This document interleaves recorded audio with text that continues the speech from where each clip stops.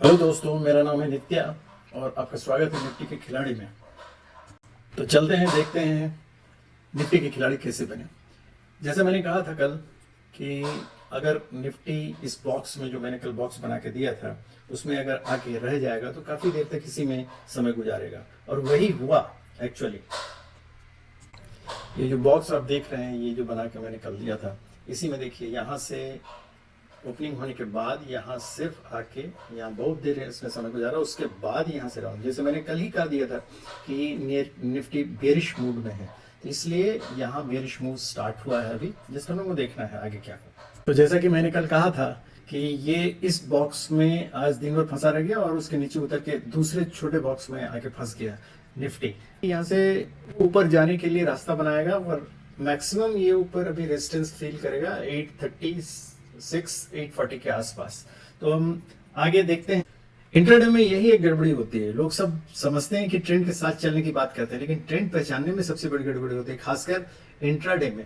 लोग ट्रेंड की बात अक्सर करते हैं और ट्रेंड होता है एक्चुअली लॉन्ग टर्म पर काम करता है, अच्छा मिड टर्म पे भी काम करता है और शॉर्ट टर्म पे भी काम करता है। लेकिन इंट्राडे में आपको अपॉर्चुनिटी की तलाश करनी पड़ती है, न कि ट्रेंड की। ट्रेंड अपने आप बनता है, अपॉर्चुनिटी जहां आप देखेंगे, जहां आपको मौका मिले वहां घुस के एंट्री लेनी पड़ती है, और वहीं से हमको अगर सही डायरेक्शन मिले तो हमको जितना भी मिनिमम ये फायदा उठा के निकल जाना पड़ता है। क्योंकि ऑप्शन बायर्स के पास टाइम नहीं रहता है। ऑप्शन बायर्स का सबसे बड़ा दुश्मन है टाइम, और ऑप्शन बायर्स को चाहिए कि वो घुसे और with in half an hour अपना काम करके निकल जाए, क्योंकि अगर वो स्टे कर जाता है तो उसको नुकसान ही होना है, कोई फायदा नहीं होना है। लेकिन लोग जो बतलाते रहते हैं कि ये हम इस ट्रेंड में चले, उस ट्रेंड में चले, और ये ट्रेंड यहां से वहां जाएगा, ये ऑप्शन बायर्स को हमेशा घाटा देता है। ऑप्शन बायर्स को हमेशा अपॉर्चुनिटी का वेट करना है और जहां मिले, क्योंकि ये जस्ट लाइक गुरिल्ला वार की तरह है। आपको घुसना है, अटैक करना है और जो मुनाफा मिले लेके निकल जाना है। ये है ऑप्शन बायर्स का खेल, जहां कम पैसे में आप ज्यादा पैसा कमाने की उम्मीद कर सकते हैं। तो जैसा कल मैंने बताया था, रेंज 130 के आसपास रहेगा। देखते हैं आज 140 के आसपास है, क्योंकि फिक्स जो है 13.4 के आसपास आ गया है, इसलिए रेंज थोड़ा सा 10 पॉइंट नीचे तक चला गया है। लेकिन ये रेंज हम लोग फिर कल का डिसाइड करेंगे, और आज आसपास देख रहे हैं ये करीब 800 से 850 के आसपास में बंद होगा निफ्टी। तो हम देखते हैं कि इसको कैसे, कल इसका मूवमेंट क्या होना चाहिए। कल के मूवमेंट के लिए सबसे पहले हम लोग इसका रेंज निकालेंगे। 13.4 के आसपास निफ्टी विक्स है, 13.3 के आसपास है, और क्लोजिंग है 17,850 के आसपास। तो कल भी मोस्ट प्रोबेबली रेंज निफ्टी का 130 टू 140 के बीच में ही रहना चाहिए, पॉसिबल है वहीं तक।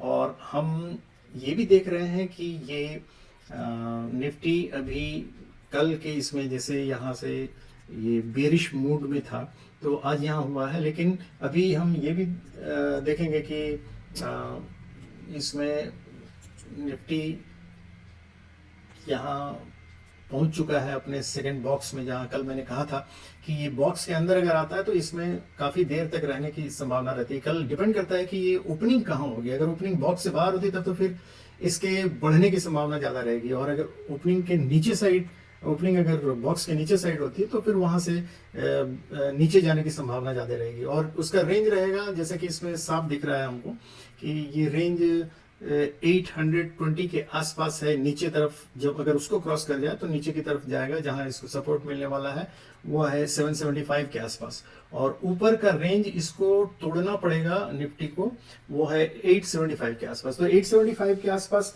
निफ्टी को अगर तोड़ देता है तो फिर वो ऊपर की तरफ जाएगा, और अगर नीचे ये 820 और 800 का अगर ये क्रॉस कर जाता है नीचे, तो फिर ये पहुंच जाएगा 775 के आसपास। इसका नीचे का रेंज जो आता है वो खुल के आता है 750 के आसपास, ये आके रेंज रुकना चाहिए।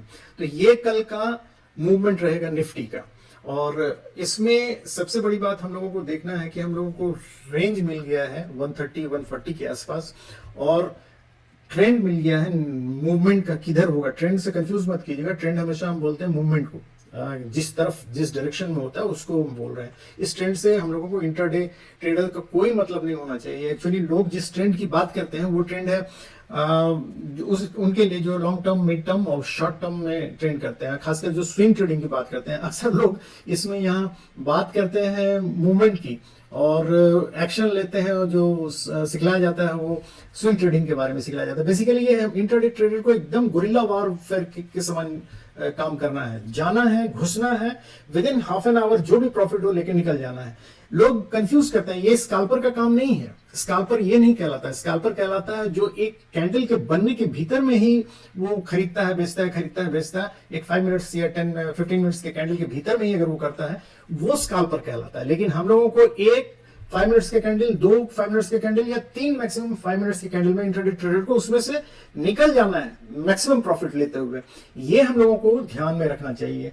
तो फिर से एक बार रिपीट कर दे रहा हूं, कल का रेंज चूंकि विक्स 13.3 के आसपास है और क्लोजिंग हमारी है 17,844 पे, तो कल का रेंज रहना चाहिए 130 to 140 के बीच में, 130-140 पॉइंट्स के बीच में ही रहना चाहिए। और इसका अपर लेवल सब जैसे मैंने कह दिया है कि 875 से स्टार्ट करके 905, 954 तक जा सकता है, और लोअर रेंज में ये 819, 780 और 740 तक जा सकता है। यही इसका रेंज है। तो देखते हैं कल हम लोग, और फिर मिलते हैं निफ्टी के खिलाड़ी में। और हम फिर से बार बार ये चीज कह रहे हैं, ये ऑप्शन बायर्स के लिए हमने ये चैनल खोला है, और इसमें जो कम पैसे में ज्यादा फायदा कम से कम समय में कमाना चाहते हैं उनके लिए है ये। लोग बहुत कुछ जानते हैं, आप लोग, मैं जानता हूं आप लोग भी ट्रेडर हैं, सब कुछ जानते हैं, लेकिन बहुत सारे चीज को जानते हुए भी लोग कंफ्यूज करते हैं। उन कंफ्यूजन को मैं दूर करूंगा आने वाले समय में, और देखते ही मैं समय समय पर मैं अपना ये वीडियो निकालता जाऊंगा और आप लोग उससे जरूर फायदा उठाइएगा। मुझे पूरा विश्वास है आप लोग फायदा उठाइएगा। तो चलते हैं, कल देखते हैं। नमस्कार।